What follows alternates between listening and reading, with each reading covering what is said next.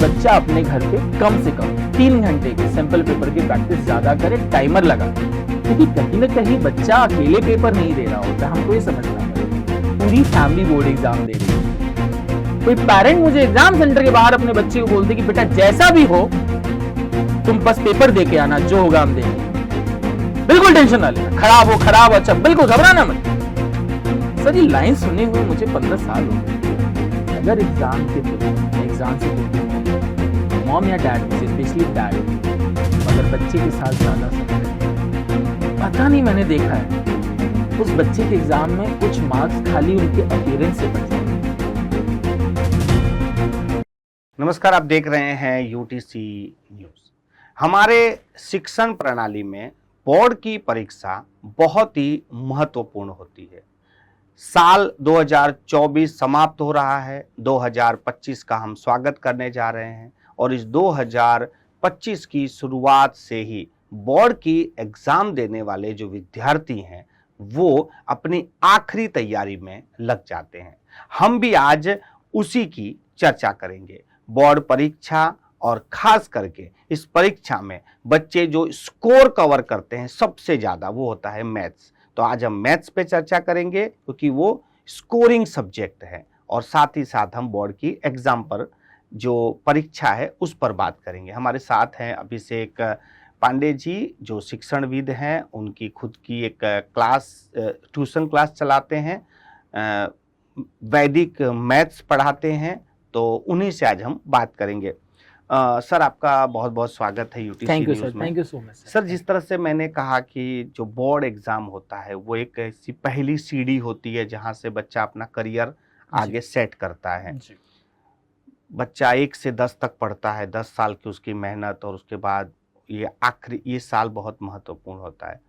तो बच्चे तो इसको महत्व देते ही हैं। आप एक टीचर हो, आप इसको कितना महत्व देते हैं? देखिए सर, पहले तो 2025 जो नया साल आने वाला है उसके लिए मैं जितने भी स्टूडेंट्स इस देश के हैं जो बोर्ड एग्जाम अपीयर कर रहे हैं या नहीं कर रहे हैं, सारे बच्चों को, पेरेंट्स को नए साल की हार्दिक शुभकामना दूंगा।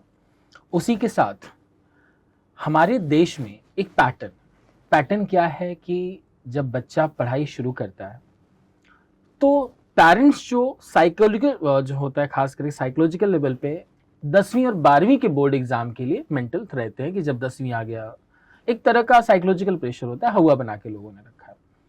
मेरे हिसाब से, क्योंकि ये बहुत अच्छी बात हो रही है तो मैं इंक्लूड कर दूं, अभी कुछ दिन पहले गवर्नमेंट का नोटिफिकेशन आया, ऐसा सुनने में आया कि 5वीं और 8वीं को भी बोर्ड एग्जाम जैसे कुछ बताने की कोशिश की जा रही है। अगर ये होता है तो मुझे लगता है कि ये बहुत बड़ा बदलाव होगा कि जो बच्चे एक सर्टेन एज पे साइकोलॉजिकल प्रॉब्लम बोर्ड एग्जाम का फेस करते हैं, वो अगर छोटे लेवल पे ही सीखना शुरू करेंगे तो शायद 10वीं के एग्जाम में ज़्यादा प्रॉब्लम नहीं होगी। आज हम जनरली सोच रहा हूँ कि मैं 10th के बारे में ही बात करूँगा। देखिए सर, CBSE के बच्चों के लिए हम आज डिस्कशन कर रहे हैं। मैथ्स का पेपर जो है वो 10 मार्च को है। बोर्ड एग्ज़ाम 15 फरवरी से शुरू हो जाएगा 10th के लिए। बहुत सारे स्कूल में आफ्टर उत्तरायण प्रिपरेशन लीव शुरू हो जाती है। स्कूल में बच्चों को छुट्टी दी जाती है या उनसे बोला जाता है कि अगर आपको डाउट है तो आप आइए, नहीं तो अपने एग्जाम की तैयारी करिए। लास्ट ईयर के कंपैरिजन की जो डेट शीट थी, इस साल का जो डेट शीट है उसमें स्पेशली मैथ्स को 8 से 10 दिन का बहुत अच्छा समय मिला हुआ है। मैं इसको सबसे हेल्दी डेट शीट मानता हूँ। कभी कभी क्या होता है, आपने देखा होगा डेट शीट, आज मैथ्स हो गया, 3 दिन बाद साइंस हो गया, मतलब बच्चे काफी परेशान हो जाते हैं। ठीक है, मेंटल स्ट्रेस बहुत ज्यादा होता है। लेकिन इस बार अगर मैं देखूं तो मैथ्स के एग्जाम से पहले शायद हिंदी, अगर मैं सही हूं तो ठीक है। लेकिन इंपॉर्टेंट ये नहीं है कि हिंदी, इंपॉर्टेंट ये है कि बोर्ड का एग्जाम जो उससे मैथ्स से पहले वाला है और मैथ्स का है उसके बीच में 8 से 10 दिन का गैप।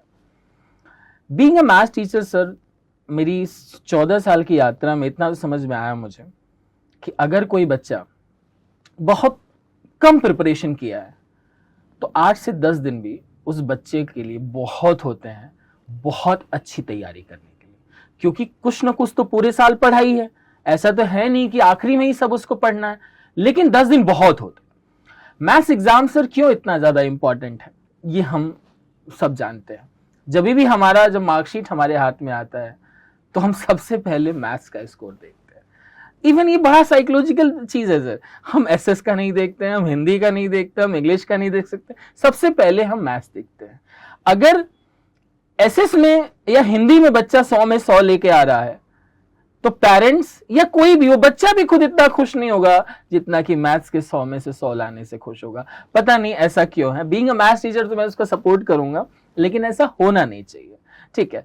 तो मैथ्स के लिए सर, बोर्ड एग्जाम के लिए जो सबसे ज्यादा जरूरी है कि बच्चे अभी से भी अगर अपनी तैयारी शुरू करेंगे तो मुझे लगता है कि बहुत अच्छे से अपने एग्जाम को दे सकते हैं। और सबसे इंपॉर्टेंट बात, प्री बोर्ड्स के पेपर्स ज़्यादा से ज़्यादा दें, जिसको हम सैम्पल पेपर बोलते हैं। जैसा पेपर बोर्ड में आता है वैसे हूबहू पेपर मार्केट में अलग अलग पब्लिकेशन के लोग निकालते हैं, वो चाहे तो बच्चे ले सकते हैं। अगर किसी के पास कम पड़ रहा है तो हमारे सेंटर से कलेक्ट कर लें फ्री ऑफ कॉस्ट, उसमें कहीं कोई दिक्कत नहीं है। तो बोर्ड एग्जाम को लेके तो सर बच्चों के लिए तो मैं इतना ही बोलूँगा कि बहुत ज़्यादा स्ट्रेस ना लें। मैथ्स के पेपर में काफ़ी ठीक ठाक गैप है, एग्जाम में भी काफ़ी ठीक ठाक गैप है, तो अगर आप अभी से भी पढ़ना शुरू करेंगे तो शायद आपकी ज़िंदगी आसान हो जाए। सर, लोग ये भी चर्चा कर रहे हैं कि जैसे पेपर का जो समय होता है, एग्जाम्पल सुबह 10 बजे से 1 बजे तक जी, या जी, फिर जी। 3 बजे से 6 बजे जी, तक, जी, जी, जी। तो विद्यार्थियों को अभी से ही उसी समय बैठकर पढ़ने की प्रैक्टिस करनी चाहिए। जी, जी, जी। मैं सर इसको टाइम मैनेजमेंट स्किल बोलता हूँ। जब बच्चा क्लास जैसे एग्जाम से बाहर आता है, पता है क्या बोलता है? पेपर छूट गया। ये पेपर छूटने वाली बीमारी सर ना बहुत पुरानी है। नया बस इसमें यह है कि स्टेटमेंट अलग अलग फ्रीक्वेंसी पे बोली जाती है। अगर एक बच्चा 3 घंटे के पेपर के लिए उसको 4 घंटे चाहिए, वो भी तब कि जब उसको आ रहा हो। देखिए इसमें 2 तरह के चैलेंजेस हैं। पहला, वो उसको आ रहा है और वो कर नहीं पाया, और दूसरा नहीं आ रहा है, वो तो एक अलग बात हो गई। तो जिन बच्चों को ये शिकायत रहती है कि उनका पेपर छूट गया, मैं ऐसा मानता हूं कि उनको मैक्सिमम आ रहा होगा। और पेपर छूटने का मतलब ये है कि आपको, मान लीजिए 100 मार्क का है तो 20 मार्क स्कूल ले लेता है, 80 मार्क का बोर्ड एग्जाम का पेपर होता है। अब 80 में से अगर उसने 10 मार्क का छोड़ दिया तो इवैल्यूएशन उसके आंसर शीट का 70 पे होगा ना, लेकिन जजमेंट हमारा कितने पे होता है? 80 पे। लेकिन होना कितने पे चाहिए? 70 पे, जितना कि बच्चे ने अटेम्प्ट किया। तो उसके लिए सबसे बेस्ट तरीका यह है कि बच्चा अपने घर पे कम से कम 3 घंटे के सैंपल पेपर की प्रैक्टिस ज्यादा करे, टाइमर लगा के। और अगर 3 घंटे उसके पास एक साथ बैठने को नहीं है तो ABCDE सर, टोटल मैथ्स में 5 सेक्शन होते हैं। हर सेक्शन के लिए अपना टाइम डिसाइड कर ले, नहीं तो अपने टीचर से पूछ ले, या तो मैं थोड़ी देर में आपको बता दूंगा। उतनी देर का टाइमर लगा के, जैसे मान लीजिए सेक्शन A है, 18 क्वेश्चन उसमें MCQ के होते हैं, 2 क्वेश्चन रीजन के होते हैं, 20 सवाल होते हैं सर। अब इस 20 सवाल के लिए उस बच्चे के लिए हेल्दी जो टाइम है वो 40 से लेके 60 मिनट है। इससे ज्यादा अगर गया तो दूसरे क्वेश्चंस का टाइम इसमें कंज्यूम करना शुरू कर देता है। इसका मतलब यह हुआ कि उस स्टार्टिंग के 40 मिनट में ऐसा क्लियर होना शुरू हो जाता है कि आपका पेपर छूटने वाला है या कंप्लीट नहीं कर पाएंगे। तो आप ये कोशिश करिए, एक दिन बैठेंगे हो 1.5 घंटे में हो, उसके बाद शायद उससे कम समय लगे। एक समय ऐसा आएगा कि आप शायद 40-45 मिनट्स में कर ले। तो टोटल सर 5 सेक्शन होते हैं। सारा खेल देखिए सर, एक तो नॉलेज के साथ साथ टाइम मैनेजमेंट का भी। हम यहाँ पे बात कर रहे हैं बेहतर स्कोर करने के लिए। हम यहाँ पे बात कर रहे हैं कि जो बच्चा आप समझिए 100 में से 100 ला रहा है, वो किसी वजह से 95 लाया, तो ये 5 मार्क की लड़ाई चल रही है सर। और ये 5 मार्क की लड़ाई जो है ना, वो टाइम मैनेजमेंट से ही सॉल्व। लेकिन सर, मेरा सवाल, आपने जो कहा वो अच्छी जानकारी थी, पर मेरा सवाल ये था कि आज बच्चा सुबह 5 बजे पढ़ने बैठ रहा है और वो 7 बजे तक या 8 बजे तक पढ़ रहा है, लेकिन जब वो एग्जाम सेंटर जाता है तो उसको दोपहर के 3 से 6 बैठना है, जी जी जी जी, जिस समय पे वो अभी आराम कर रहा है। जी जी जी, तो ऐसा है कि बच्चे को 3 से 6 में ही पढ़ना चाहिए, तो वो समय की भी उसको प्रैक्टिस करनी चाहिए कि इस समय मुझे नींद नहीं आनी चाहिए। देखिए सर, हमारे जिनकी हम 10th की बात कर रहे हैं, उन बच्चों के पेपर मॉर्निंग में होते हैं, 10:30 से 1:30 बजे तक का टाइम। गुजरात बोर्ड में ऐसा नियम है कि वो लोग शाम को रखते हैं, सेकेंड हाफ में रखते हैं। बच्चे को समय समय पे नैप लेते रहना चाहिए। अगर उसका पेपर 3 बजे से है मान लीजिए, तो अपनी 12 बजे तक पढ़ाई कंप्लीट करके लंच करके 1 बजे तक नैप ले ले और एग्जाम के लिए चला जाए। सोने में और नैप लेने में फ़र्क है। आप जब रात को 8-10 घंटे सोते हो अलग है। नैप मतलब जैसे आप लंच कर रहे हैं, आप 10 मिनट भी सो लेते हैं ना, तो आपका दिमाग, बॉडी काफ़ी हद तक हल्का हो जाता है। तो मैं जिन बच्चों को ये वाली प्रॉब्लम है ना, स्पेशली टाइम वाली जो आप मुझसे बोल रहे हैं, सबसे बेस्ट सोल्यूशन नैप लेना है। 10-15 मिनट का नैप ले लीजिए अलार्म लगा के, और प्रॉपर गाइडेंस में नैप लीजिए, क्योंकि ऐसा ना हो कि आप लंबे समय तक, क्योंकि हमारे गंदी आदत क्या है, हम अलार्म तो लगा लेते हैं फिर उठते नहीं है। बोर्ड एग्जाम से पहले नैप सोने में ना बदल जाए, वो और घातक है।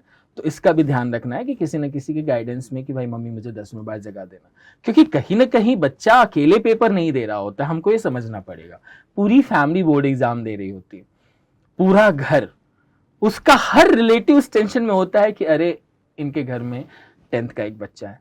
अब उसी के हिसाब से लोग अपने फंक्शन भी प्लान करते हैं। तो सोचिए एग्जाम का, बोर्ड एग्जाम का फोबिया कैसा है, टिकट भी उस हिसाब से प्लान होता है। लेकिन सर ये नहीं लगता है आपको कि आप शिक्षा क्षेत्र से जुड़े हो, जिस तरह से आप बता रहे हो कि परिवार समाज इतना अटेंशन में आ जाता है, तो ये दबाव भी बच्चे पे होता है सर, बहुत ज्यादा होता है। और इसी के चक्कर में बच्चे आधा से ज्यादा गड़बड़ करते हैं। कुछ बच्चे बोर्ड एग्जाम में पहले दिन जाते हैं, कांपते हैं, रोते हैं। पहले पेपर में सब बच्चों की बैंड बजती है, इसीलिए साइकोलॉजिकल लेवल पे वो सपोर्ट के लिए पेरेंट्स उनके साथ जाते हैं, एग्जाम के बाहर खड़े रहते हैं, मोटिवेट करते हैं, गले लगाते हैं, टेंशन ना लो सब बढ़िया होगा। ये प्रेशर रहेगा ना सर, ये वैसे प्रेशर मिलना नहीं चाहिए, लेकिन ये प्रेशर कहीं ना कहीं परिवार और समाज ही तो दे रहा है कि तुम अच्छा नहीं कर पाए तो कुछ नहीं कर पाओगे।